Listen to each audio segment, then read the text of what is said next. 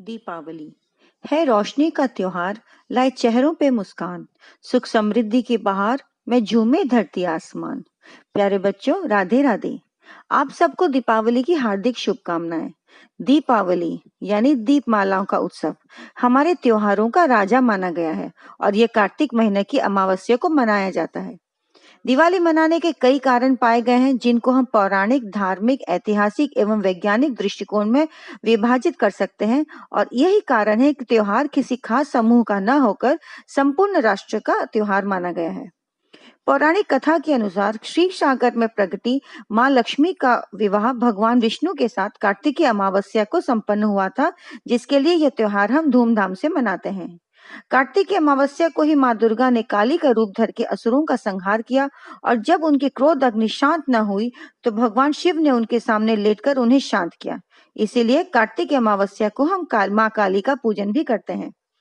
दिवाली मनाने के पीछे सबसे प्रचलित कथा है श्री राम की, जिन्होंने रावण का वध करके 14 वर्ष का वनवास संपूर्ण पूर्ण करके अयोध्या लौटे थे और अयोध्या वासियों ने घर घर दीप जलाकर उत्सव मनाया।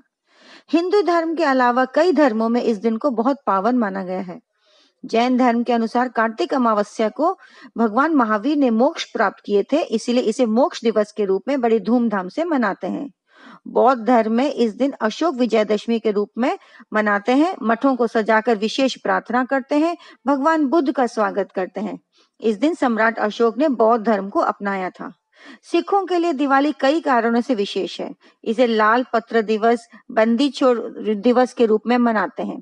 अमृतसर में स्थित स्वर्ण मंदिर का निर्माण कार्य भी इसी दिन शुभारंभ हुआ था। इतिहास के पन्नों में भी हमें मुगल शासन में इस त्योहार मनाए जाने के उल्लेख मिलते हैं।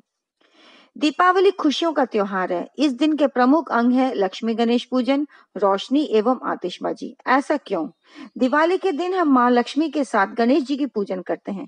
माँ लक्ष्मी है धन और ऐश्वर्य की देवी तथा गणेश जी है विघ्नहर्ता। तो हम इनकी पूजन करके यह प्रार्थना करते हैं कि हमारे जीवन में आने वाले साल के सारे कष्ट दूर हो जाएं और हमारा जीवन सुख और समृद्धि से परिपूर्ण हो जाए। रोशनी है ज्ञान का प्रतीक। दीपों की रोशनी यह संकेत करते हैं कि हम अपने मन के अंधेरों को नष्ट करने के लिए ज्ञान की रोशनी का सहारा लेंगे। पटाखे या आतिशबाजी है दुखों का नाश करने का प्रतीक। जैसे हम पटाखे छुटाते हैं, उसी तरह हम मन की बुराइयों को नष्ट करते हैं और नई उम्मीद जगाते हैं। तो बच्चों, यह पर्व मानसिक दृष्टिकोण से भी आवश्यक है। इसी कारण हम एक दूसरे को शुभकामनाएं देते हैं, मिठाइयां बांटते हैं और खुशियां फैलाते हैं। वैज्ञानिक दृष्टिकोण से देखा जाए तो वर्षा ऋतु के बाद वातावरण में विषाणु कीटाणु सक्रिय हो जाते हैं और घर में गंदगी और दुर्गंध भर देते हैं। इन्हीं से छुटकारा पाने के लिए हम घर के बाहर, भीतर, दफ्तर इत्यादि को साफ सफाई करते हैं, रंग पुताई करते हैं और यही आस्था बनी रहती है कि साफ सुथरे स्थान पर माँ लक्ष्मी का आगमन और वास होता है और हमारे जीवन में सुख समृद्धि बनी रहेगी।